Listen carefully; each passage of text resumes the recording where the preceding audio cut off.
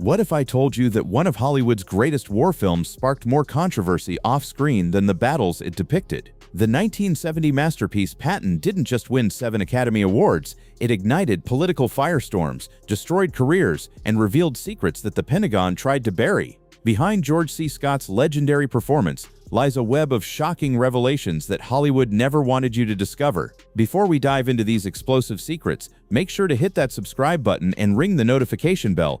Trust me, you won't want to miss what's coming next in this countdown of the most jaw-dropping facts about Patton. Number 20. Scott's terrifying method acting scared everyone on set. George C. Scott didn't just play Patton, he became him, and it absolutely terrified everyone around him. Between takes, Scott would stay completely in character, barking orders at the crew like they were actual soldiers under his command. Extras would instinctively snap to attention when he walked by, forgetting they were on a movie set and not a real military base. The transformation was so complete that crew members actively avoided Scott during filming breaks. They described feeling like they were in the presence of the real Patton's ghost, with Scott's voice booming across the Spanish countryside with genuine military authority. Director Franklin Schaffner encouraged this intensity because it made the scenes incredibly authentic, but it created an atmosphere of genuine fear behind the camera. But this was just the beginning of Scott's dangerous dedication to the role. Number 19. The Pentagon actually used this film to train real officers. In one of the most unprecedented moves in military history, the U.S. Army officially adopted Patton as an officer training tool. Military academies across the country began screening the film to teach leadership principles, using Scott's portrayal to demonstrate both the brilliance and the fatal flaws of command under pressure. Young officers were required to analyze Patton's decision-making process and write reports on his leadership style. The military valued the film's unflinching honesty about the dangers of ego in warfare. They saw it as a masterclass in how genius and arrogance could coexist in a single leader. However, this official adoption sparked intense debate within Pentagon circles. Some criticized the decision, arguing it could glorify Patton's most aggressive tendencies and encourage reckless behavior in young commanders. What made this military endorsement even more controversial was the producer's secret background. Number 18. Francis Ford Coppola was brutally fired before The Godfather. Years before becoming a household name with The Godfather, Francis Ford Coppola was humiliatingly dismissed from the Patton project by Fox executives who called his script too psychological and unfilmable. The studio wanted a straightforward war movie with clear heroes and villains, but Coppola had crafted a complex character study that explored Patton's mental contradictions and obsessions.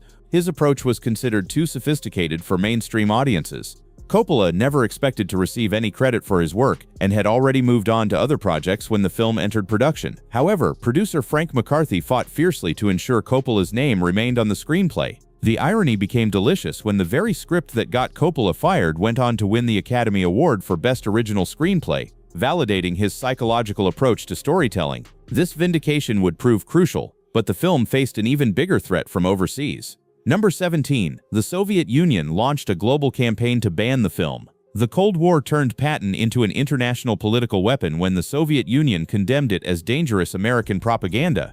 The Kremlin viewed the film as a direct attack on their wartime alliance with the United States, particularly because the real Patton had been vocally critical of Soviet intentions in post-war Europe. Eastern Bloc nations were pressured to ban the film entirely, with some countries making possession of Patton prints a criminal offense. This Soviet opposition created the ultimate Streisand effect. The more they tried to suppress it, the more curious Western audiences became. The controversy generated massive free publicity across Europe, with newspapers running headlines about the film Moscow Fears. The Kremlin's denunciations were quoted in American marketing materials, turning Soviet criticism into box office gold. But the Soviets weren't the only ones trying to stop this film. Number 16. Patton's own family launched legal battles to stop production. The Patton family was absolutely horrified by the film's portrayal of their patriarch and launched multiple legal challenges to prevent its release. They argued that the script focused too heavily on Patton's character flaws while minimizing his strategic genius and military innovations. The family was particularly outraged by the emphasis on the infamous slapping incident, which they felt unfairly defined his entire legacy. Patton's relatives attempted to influence the production through both legal channels and public pressure campaigns. They granted interviews to major newspapers, arguing that Hollywood was deliberately tarnishing the reputation of one of America's greatest war heroes for commercial gain. The family's primary objection was that the film presented Patton as mentally unstable rather than celebrating his tactical brilliance and leadership under impossible circumstances. Their legal efforts ultimately failed, but the production faced another seemingly impossible challenge. Number 15. Finding authentic Wuchwai tanks nearly destroyed the production. By 1970, genuine World War II tanks had become almost impossible to locate, and this nearly killed the entire Patton project. The production needed dozens of period-accurate tanks for the massive battle sequences, but most had been scrapped for metal or were rusting in military museums. The few remaining examples were either non-functional or prohibitively expensive to rent and transport. The salvation came from an unexpected source: Spain's military, which still operated modified versions of Wuchwai-era tanks. The Spanish army agreed to provide both tanks and soldiers as extras, but these machines were post-war models that bore little resemblance to the German panzers they were supposed to represent. The art department had to completely repaint and modify these tanks, creating elaborate camouflage to hide their anachronistic features from historically knowledgeable viewers. This compromise with authenticity was just one of many sacrifices Scott made for the role. Number 14. George C. Scott nearly died from exhaustion during filming. Scott's obsessive commitment to realism pushed his body beyond its limits during the grueling Spanish shoot. He insisted on performing his own stunts, riding horses in full military dress under the scorching Mediterranean sun for 12-hour days without breaks. Between takes, he would chain smoke and consume large quantities of alcohol to cope with the physical and emotional demands of channeling Patton's intensity. The combination of extreme heat, physical exertion, and Scott's personal habits created a dangerous situation that came to a head when he collapsed on set. Medical professionals warned him that he was risking serious health complications and advised him to moderate his approach, but Scott refused to compromise his performance. He continued pushing himself to the breaking point because he believed anything less would dishonor both Patton and the film. This dedication extended to fighting for one of cinema's most controversial opening scenes. Number 13. The legendary opening speech was almost completely cut. The film's iconic opening monologue, now considered one of cinema's greatest moments, was nearly removed entirely by nervous studio executives who feared it would alienate mainstream audiences.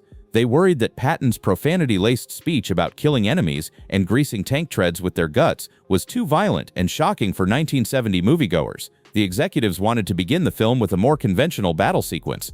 Director Franklin Schaffner and Scott fought passionately to preserve the scene, arguing that it perfectly established Patton's character and the film's unflinching tone. They pointed out that the speech was taken directly from Patton's actual words to the Third Army, making it historically accurate rather than gratuitously violent. The monologue became the film's signature moment and is still quoted extensively today, proving that the creative team's instincts were absolutely correct. The battle to maintain authenticity was aided by the producer's unusual background. Number 12. The producer had top-secret Pentagon clearance.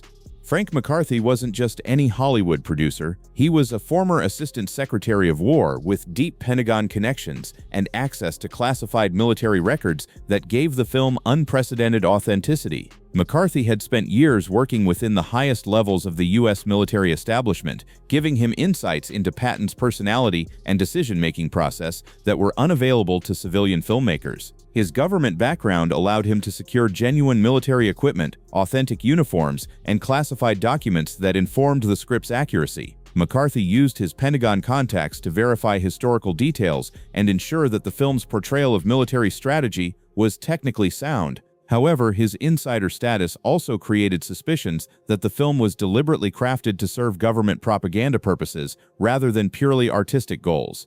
This government connection helped solve another massive logistical challenge. Number 11. The entire film was shot under Franco's fascist censorship. The production moved to Spain, not for artistic reasons, but because Francisco Franco's fascist government offered the cheapest military cooperation in Europe, a decision that came with serious political complications. The Spanish regime provided thousands of soldiers as extras and access to military equipment, but they also imposed strict censorship requirements on the script and demanded approval of all scenes involving political content. Working under Franco's government meant the filmmakers had to carefully avoid any dialogue or scenes that could be interpreted as criticism of authoritarian leadership. The crew was constantly monitored by Spanish government officials who had the power to shut down production at any moment. This created a bizarre situation where an American film about fighting fascism was being made under the direct supervision of a fascist government.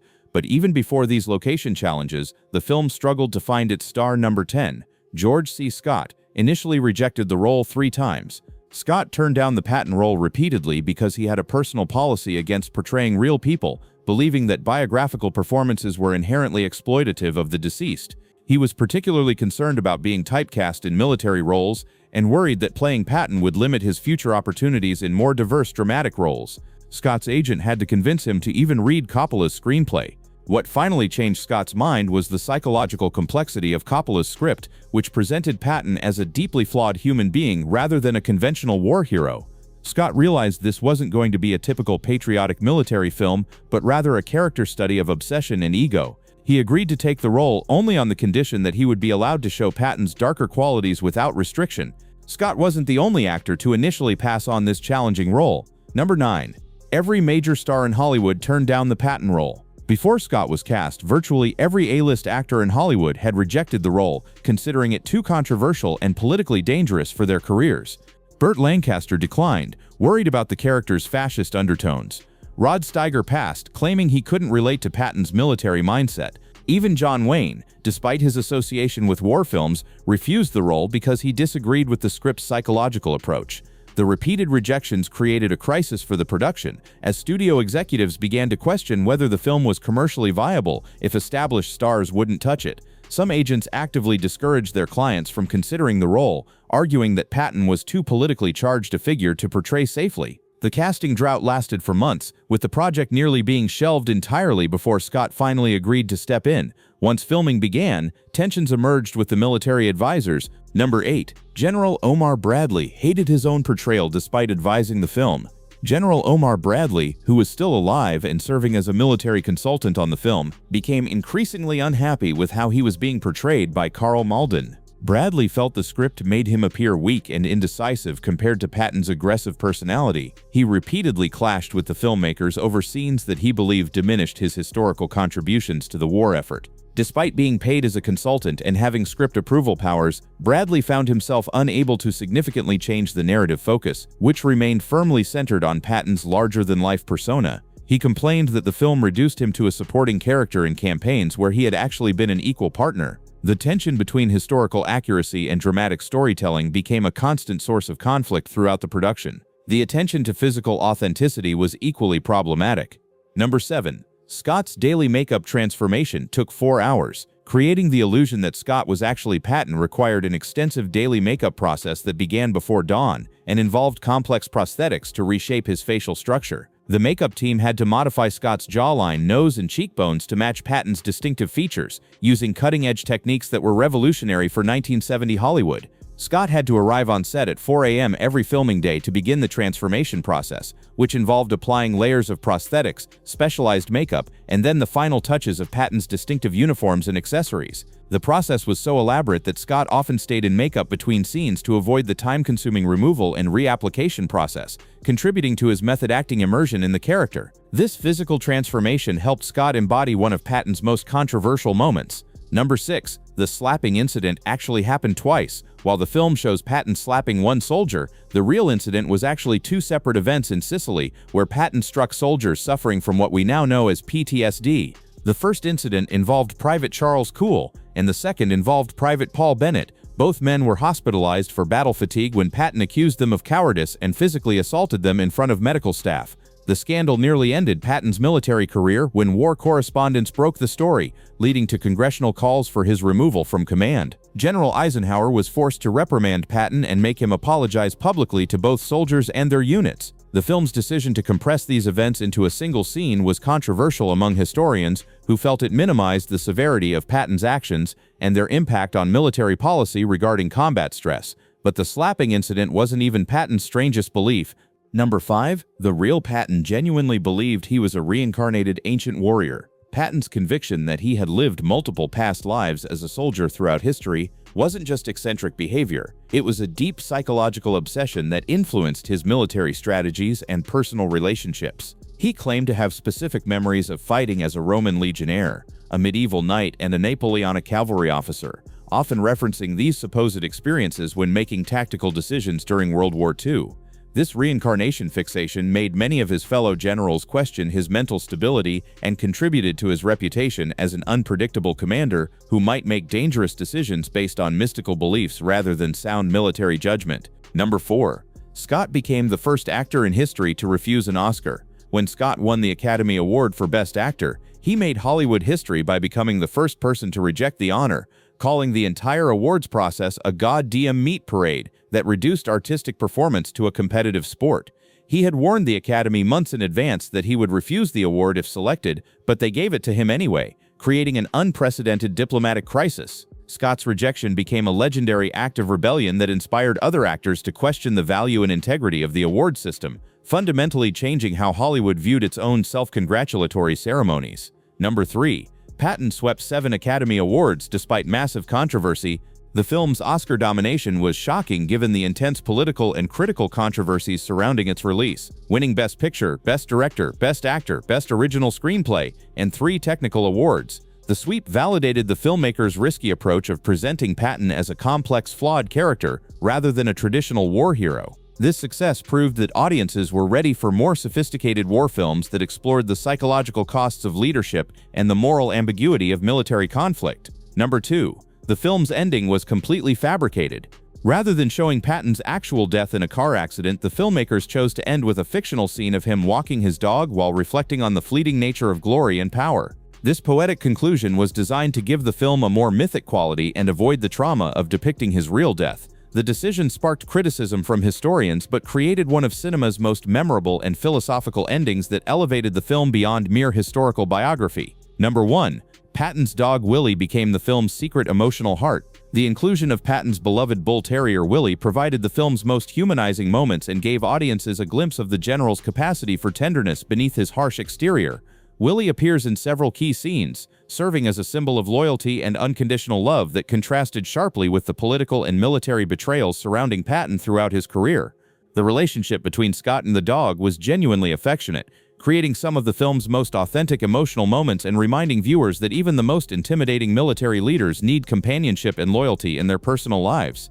The secrets behind Patton reveal a film that was far more complex and controversial than audiences realized. From Soviet censorship attempts to family lawsuits, from Pentagon